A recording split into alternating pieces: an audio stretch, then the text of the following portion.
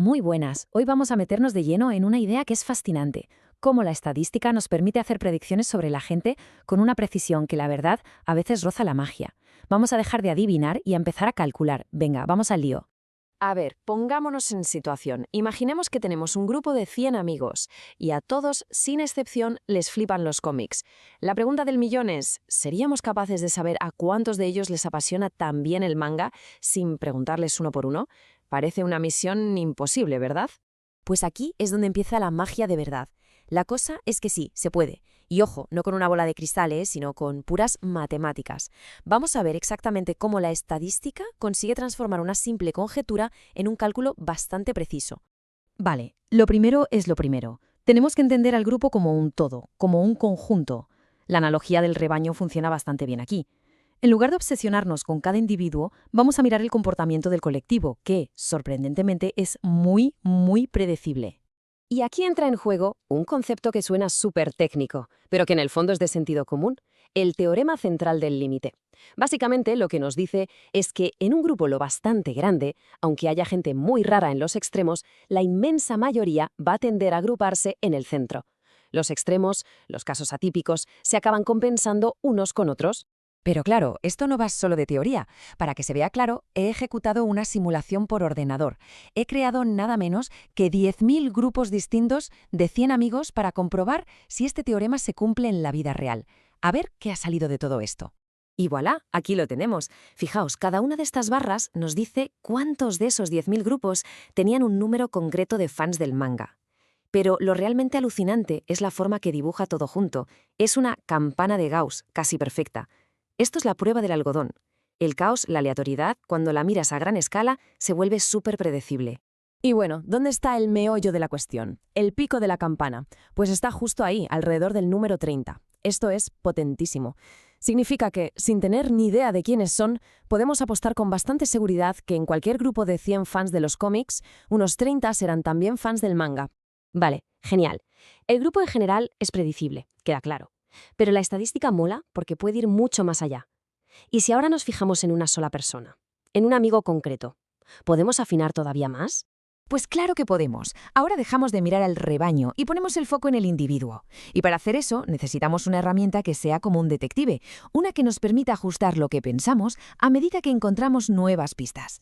Y esa herramienta tiene nombre y apellidos, Teorema de Bayes. Que no asuste el nombre, ¿eh? En el fondo es simplemente una forma matemática de cambiar de opinión con cabeza, de actualizar lo que creemos cuando aparece una prueba nueva y sólida. Vamos a verlo con un ejemplo que se entiende al momento. Recordemos, partimos de esa idea inicial del 30%, ¿vale? Esa es nuestra base.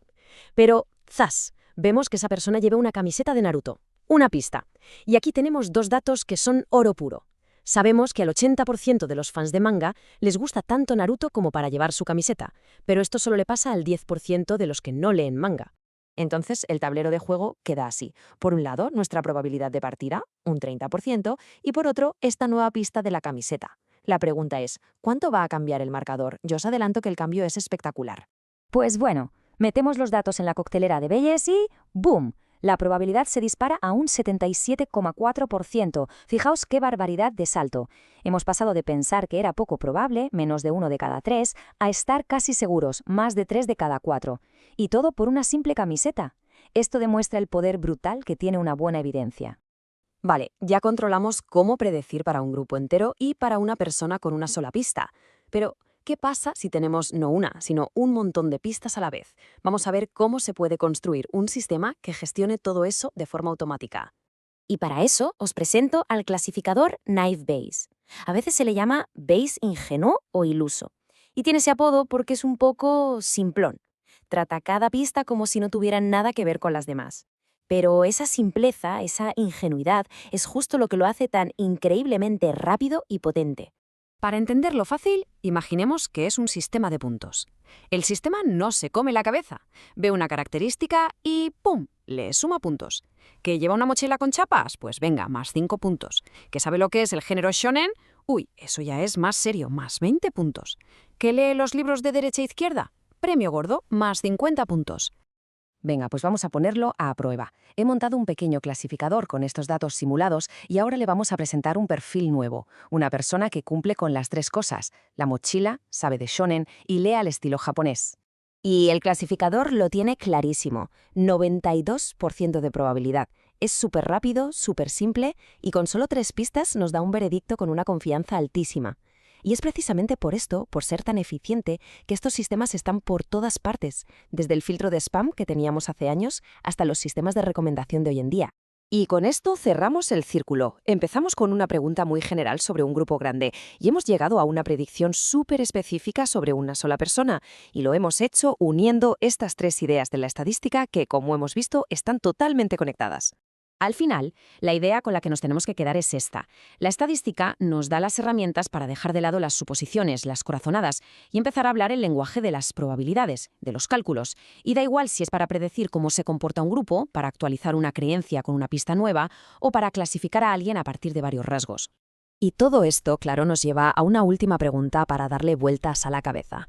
Pensemos un momento. Desde la película que nos recomiendan en una plataforma hasta el correo que se va directo a spam, ¿en cuántas pequeñas cosas de nuestro día a día hay un sistema de estos?